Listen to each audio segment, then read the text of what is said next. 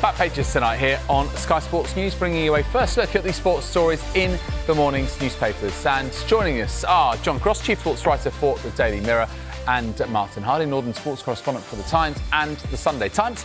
Welcome along to you both. We'll hear from you shortly. Let's quickly run you through the back pages as we have them so far. Match of the Grey is the headline in the Star. Top flight is falling to set pieces. You can see there the picture of Arne Slot. Anfield boss Slot thinks Prem's becoming so dull to watch. And also, top left-hand corner there, Liam Rosenior has told his Chelsea squad they need to clean up their act or risk being dropped the thin blue line.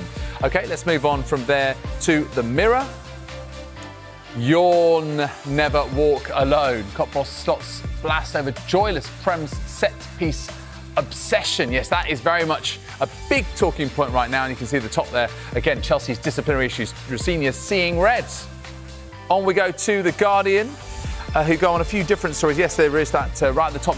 They're not a joy to watch. Slot laments style of modern top-flight games. But here on the right, the picture of the US President, Donald Trump, with the World Cup itself, but also talking about what happens with those escalating tensions in the Middle East if Iran is to pull out of the World Cup, and also talk about potentially major changes for England ahead of their trip to Italy in the Six Nations this weekend. The Express, Liam's red line. Rosenior lays down law with threat to drop players, falling foul of refs. Yes, 7 red cards in the last 28 Premier League games. And then you can see top right there, Arne. It's a turn-off, talking about the dominance of set pieces. In The Sun, squeaky gun time. Jurgen Timber admitting that Arsenal's players can feel the anxiety inside the Emirates. We can feel nerves there. Arsenal's title jitters despite that 2-1 win over Chelsea. Back-to-back London derby wins for Mikel Arteta's side, and then Prem's lost joy for Slot. And then in the Daily Telegraph again, will they focus on the rugby. Daly in his Borthwick wields axe. Tommy Freeman, the only survivor in England's backline to face Italy, and Finn Smith to start at 10 among 9 changes by the head coach instead of George Ford. OK. The Times is the final one. Borthwick to rip up the back line for Italy. Again, focus on the Six Nations this weekend. Right, John and Martin, hello once again. John, we're going to start off with your paper, The Mirror, and the headline, Yawn, Never Walk Alone. Now, despite the fact that Liverpool have actually been very proficient in this area, 7 of their last 9 goals have come from set pieces, Arne Slot doesn't like it. What do you make of his comments, John? Well, very interesting, David, I must say, on the 2 fronts, because he attacked it on 2 fronts, really. He was talking about how the Premier League has become so wealthy, so powerful, that any team can sign the best athlete in the world, make it very difficult to play against, be very competitive. I mean, blimey, you wouldn't want that as a top team to have easy opponents, would you? But I'm jesting, really. But he's basically saying some of the games are a turn-off because week in, week out, the top teams are having to play teams against a low block. So they're finding a different way to say, but it's not particularly pleasing on the eye. And that is a running theme, isn't it, for Arne Slot this season? He's been frustrated, I think, at times, trying to break down opponents and getting annoyed. And, you know, things haven't been going particularly his way. The defending champions, have they, this season? And the other comment, really, that he says, we're talking about specifically set pieces. Do I like it? He says, my heart says not. And he describes it basically as losing the Premier League, as losing some of the joy out of the game. So it is an interesting debate. I dare say that when the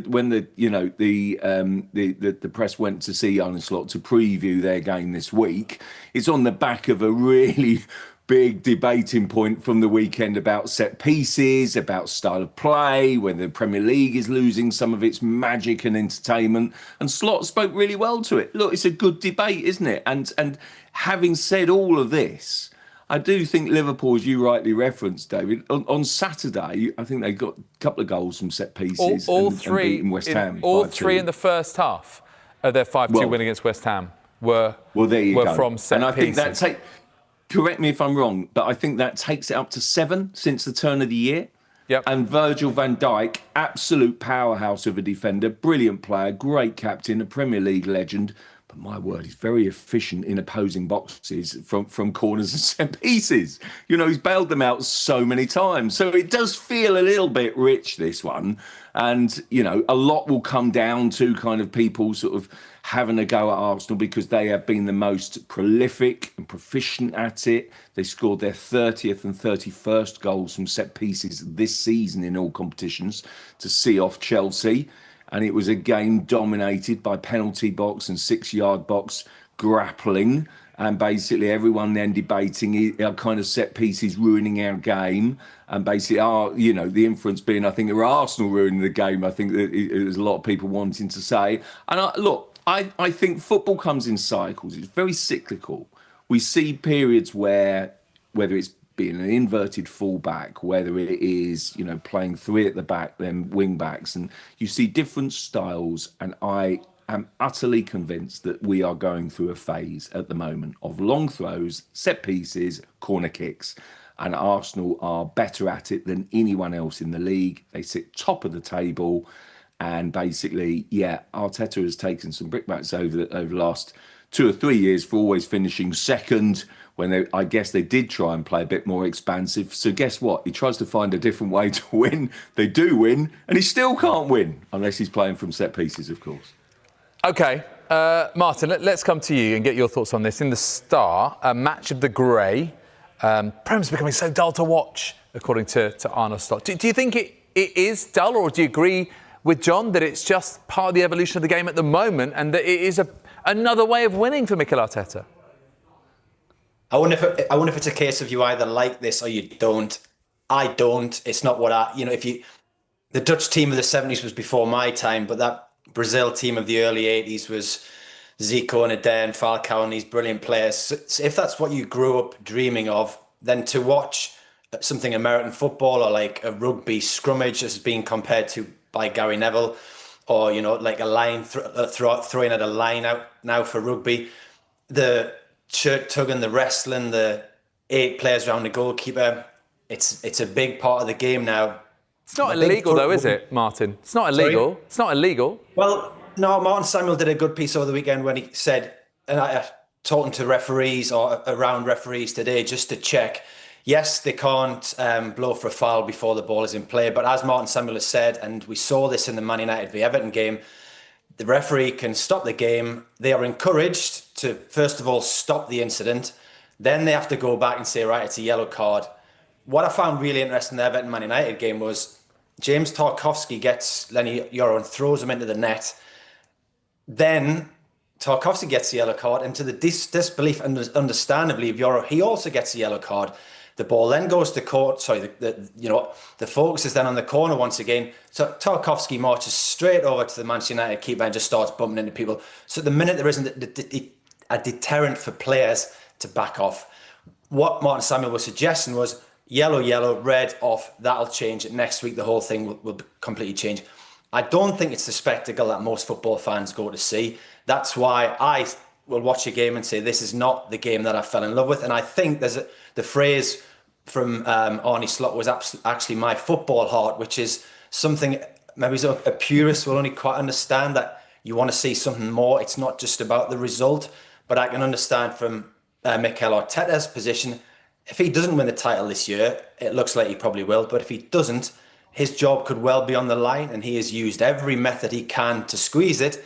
I just think when we run through a team that has Martin Odegaard, Rice, Saka, Saliba, these brilliant centre-halves, you've got a great defender in Timber, great forwards like Eze as well. Could they not be playing with more style? Could we not be sat here? They've tried that. They've gone second in the last 3 seasons. 8th, 5th, second. And you're playing against teams like Guardiola and his domination with possession. You're talking about Jurgen Klopp and the gegenpress. Hasn't worked though, Martin, has it? Therefore, it's his impatience to win the title, because that Manchester City team is now gone. This is a completely different Manchester City team. De Bruyne ages and leaves the team. John Stones get old. They change the goalkeeper. That is now a team in transition, which is why Arsenal have a chance to win the title. The legacy of Klopp at Liverpool is gone. Interestingly, in the summer there, where recruiting was very much to go, right, we want Hugo Ekitike and Alexander Isak because they're 2 of the best centre-forwards in the country for stretching teams. and we want Florian Wirtz in the 10 to bring that position back in English football. Unfortunately for them, Alexander Isak has had a campaign wrecked by the recklessness of the summer of not training, and then this horrendous injury that he suffered at Tottenham. Wirtz took a while to show his colours, but he now is. Mo Salah, suddenly, like all teams move and they eventually get old. So that Klopp legacy of Salah and co is starting to fade away. They are trying to do something far more interesting, which is probably true to the roots of Arne Slot and his Dutch football heart. But I don't think you can criticise him when earlier in the season he was getting criticised for not scoring goals from corners. When he does it, just to join in to make sure that his team are competitive in that field, he then gets grief as well. I think there was a great desire at Liverpool to try and alter the way the top teams in this country played, to just make it a little bit more subtle instead of the power. Arsenal have gone in the other direction, despite the fact they have some great players. John and I may be reliving the 1974 Don Revie, Brian Clough argument here, where John is Don Revie, I've won, that's enough, I am Brian Clough, you can win better. Okay, all right, okay. But John, let's come to sort of Arsenal, because there's this, it feels like, they have dictated the way that the Premier League is going at the moment in terms of the tactics we're seeing, and everyone's trying to match up and be better than them at it. But there's also this criticism of, well, it's not particularly pretty. Are they a bit thin-skinned about that? Do you think that, they're just a bit sensitive, or do most Arsenal fans kind of go, well, I don't care, we're going to win the Premier League, so it's okay? Well, do you know what, David? I think Mikel Arteta is quite thin-skinned about it, because in press conferences he will get a little bit irked about too many questions about set pieces, for example. And I don't really understand why. Because if you are good at something, then you do it again and again and again. Listen, let's be absolutely clear. Maybe undermining the quality of the title win? Is that partly why? Yeah, look, I think he probably feels, hang on a minute, we've got some good players, as Martin Hardy, that says there, that basically about Martin Hardy, about Declan Rice, and basically says, give us some credit, because, did you know that there's another stat here? There's only one team that scored more goals than Arsenal from open play, and that's Man City in the Premier League. Mm-hmm. So, come on, let's keep these things in perspective. They've scored the most and they've conceded the least, so, go figure. Yeah, I think you pay your money, you takes your choice, don't you, basically? And I think then, please don't get me wrong, I'm not saying for a moment that I wouldn't prefer to see champagne, free-flowing football. I think the football that Arsene Wenger delivered to win in the late 90s, early 2000s was just a joy. And I think Sir Alex Ferguson, year in, year out, sought to entertain. His football DNA was fantastic. Then we moved into Mourinho. People weren't quite keen on Mourinho. And then I will always maintain, I think Guardiola is the best manager of the Premier League here. I think he's a genius and his football is fabulous. And do you know what? Some people turned around and said that was boring. Yeah. Well, come on. Right. I mean, it's ridiculous. That's ridiculous. But anything that is normalised gets boring. Any team that continues to win a title football gets boring. It's you always looking for something fresh. Let's talk a little bit about Arsenal. Martin, let me just send this one your way. In the Sun, squeaky gun time. Jurien Timber said we can feel the nerves at the Emirates. So obviously, they won 2-1 against Chelsea, but it was tense at times, wasn't it? How does this feel to you? Does it feel like Arsenal are just getting through these games and they're under this intense pressure? Or is this the mark of the champion team, that they are getting through these games in intense pressure? It's been a long time since Arsenal have been Premier League champions, and that adds an incredible amount of pressure. Mentioned it before, Manchester United faced this issue, Liverpool faced this issue. When it's decades since you've won a title, it puts an incredible amount of pressure on those players. Newcastle found it in 95, 96. They hadn't won the title since 1927. It creates an incredible amount of extra pressure on top of those players. I think as long as they keep that gap between themselves and Manchester City at around 4 points or more, then I think we'll all sit here and go, it looks like they're going to do it. If that lead is ever, and Chelsea was a difficult game, even though Chelsea are a huge underperforming team themselves, you would never back them to win anything substantial. But they have the quality to cause Arsenal problems. So that's a big win for Arsenal at the weekend. You're then looking at Brighton away, and then they've got an incredibly busy month, as teams in the Champions League who are still left in the FA Cup have. But you can see them beaten by a Leverkusen. Everton at home, having just watched Everton beat Newcastle at St James's Park, might be the banana skin that they'll want to get through, and then they'll want to finish and head into the international break, I think, with that lead of 5 or 6 points, which they can do. But that pressure is unique when you've not been there. We've had the conversation this season about the crowd for home games for Arsenal. Are they with them? Are they unsure? They need that support to be 100% behind them to give them the chance. I thought all season Arsenal would win the title. I think if Manchester City had a little bit more of that nous of probably 3 or 4 years ago with Gundogan and De Bruyne, then maybe there would really be squeaky bum time for Arsenal. They still should have enough, but Manchester City coming on this strong late on means we should have a really good finish to the title race. Yeah. OK, John and Martin, thank you very much indeed. We're going to take a quick break, and when we come back, we'll look at more of these sports stories in the morning's newspapers, including this in the Express. Yes, it's all about Chelsea's disciplinary issues. Liam's red line. Back in a couple of minutes.